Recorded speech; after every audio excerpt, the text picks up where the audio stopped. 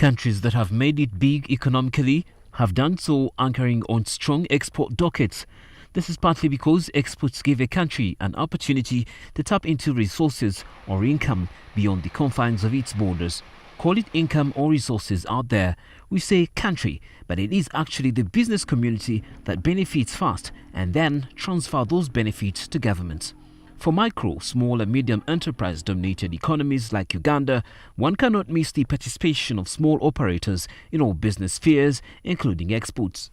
Many players, both small and big, who sit in this space have however been struggling with a host of non-tariff barriers to trade. Working with other government agencies, the Ministry of Trade, Industry and Cooperatives sought to rewrite this picture for the good of cross-border traders, especially women.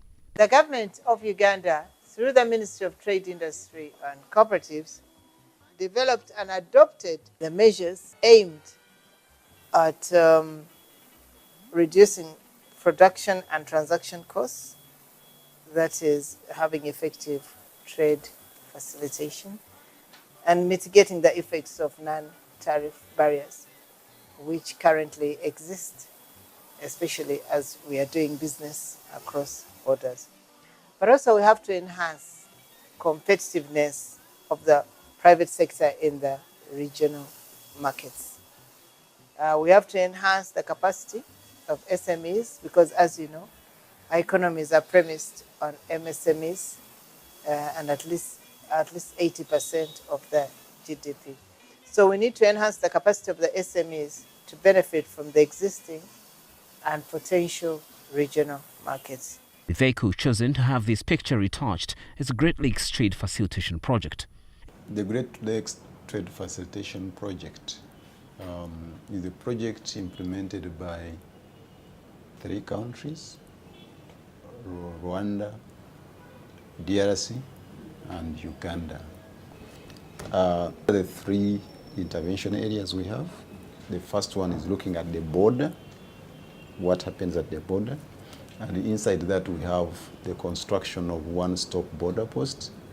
So we are now coming up with border post infrastructure at Mpondwe.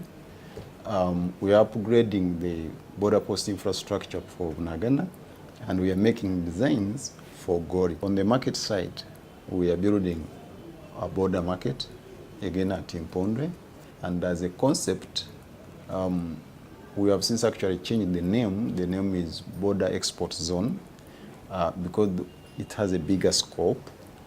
Inside it, we have a nucleus market. For example, there is already a border market at Mpondwe. So we're going to expand that.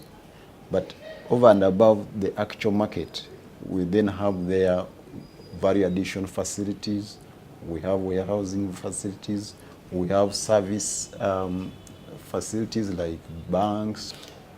Finally, in the context of the third component, which is about now building the capacity of the border officials and building the capacity of the traders themselves, what we do in there, we train them on product development, enterprise development as a whole. We are also now working towards improving the way our border agencies are providing services to the traders, the small-scale cross-border traders. The same has been extended to law enforcement officers who were deemed key in the timely resolution of cross-border conflicts.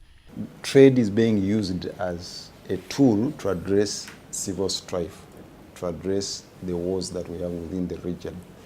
Now, what we want is to see peace so that the cross-border trade can flourish at each of those borders. Considering the dynamic nature of cross-border businesses and together with the unique challenges that small traders contend with on a daily basis, the project now has a dedicated officer at the border to deal with arising issues. I'm a trade information desk officer in Uganda border, and I work mostly as a trade facilitation officer because of most work we do here is to facilitate cross-border traders through their movement, through the challenge they go through because it is us to report to, and also to connect them to our border officials, our fellow border agents officers. Every month, the ministry has got something to sensitize about cross-border traders. Every month. They have to come to Kisoro, they sensitize, they have to ask us in our report, is there anything that we need to inform to sensitize traders? Is there any area where traders don't know and we need to work on that? Surely they always try and sensitize them. I'm called Kavanyo Rebecca, the commercial officer from Bondolvera Town Council. Traders have been having a lot of challenges when they're crossing. So for us, we appreciate that this project has come around to actually reduce on the costs of our small traders. Of course, we know when this project is completed, our traders are going to be reduced on some challenges, like crossing from Uganda to Congo.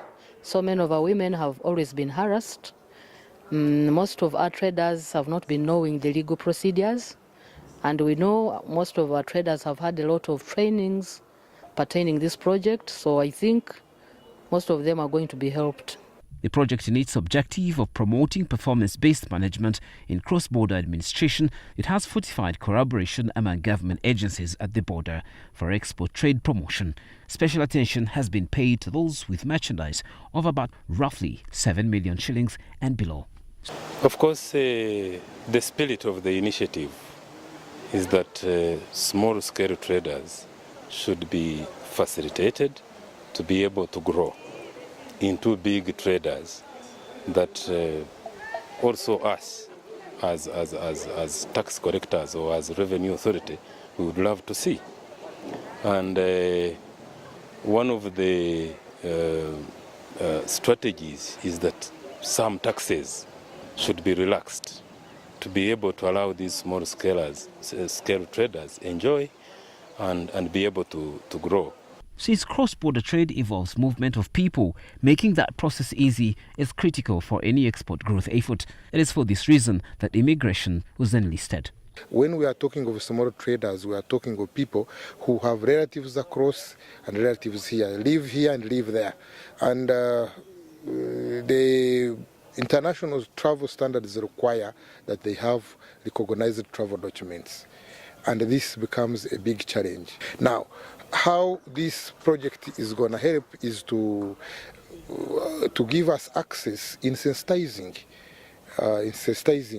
these people involved in this kind of trade. Aware of the fact that local leadership has a strong bearing on the day-to-day realities of businesses, the project also reached out to the local leadership in the targeted communities. Together with the project that government is facilitating in the Eastern Urban Council, we have registered our traders, and these traders have attended trainings. With what they have learned, the cross-border trade is being improved because some of the taxes that were imposed on the commodities have been reduced. More so, we engage with the other leaders across.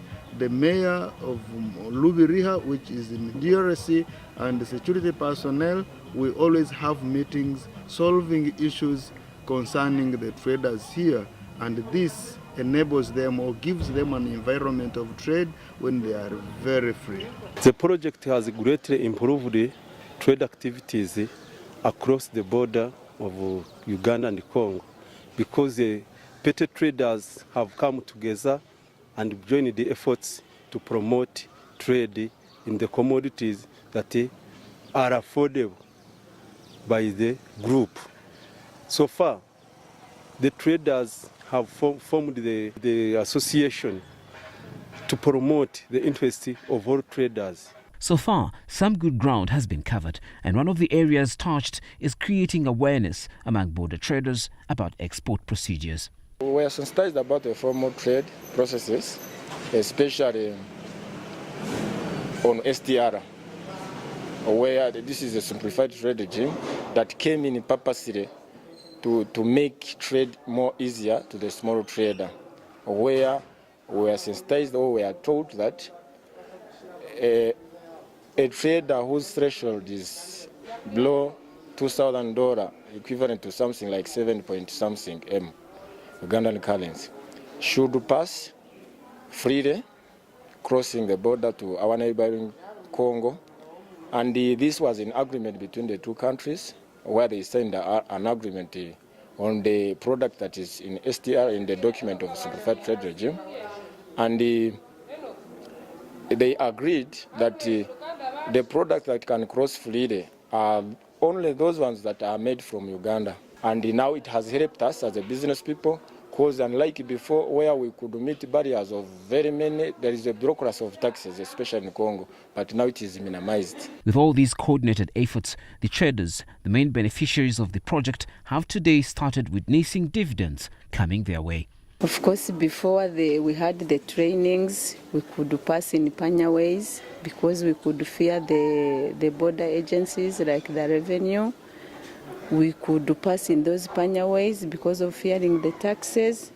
But after being sensitized these days, we pass through the border, we pay what we are supposed to pay, and we do our businesses very well. We appreciate the initiative of the World Bank, because I hear it is facilitated by the World Bank and the government at large. We as citizens here, we are welcoming the idea, because we think it is going to help most of our traders, because we had challenges of storage. Now people didn't have good stores where they keep their goods, especially perishable goods like the beans I told you that I exported to Congo. So we expect that once the market is built, they will bring such facilities closer to the people and then improve their standards of products. Several studies have pointed at the fact that a critical hindrance to cross-border trade is the cost. The cost is always fueled by non-tariff barriers, and these thrive on the ignorance of traders who end up being exploited by several parties. The approach of the project is a 360-degree one that brings everyone on board to push in the same direction for the export trade promotion cause.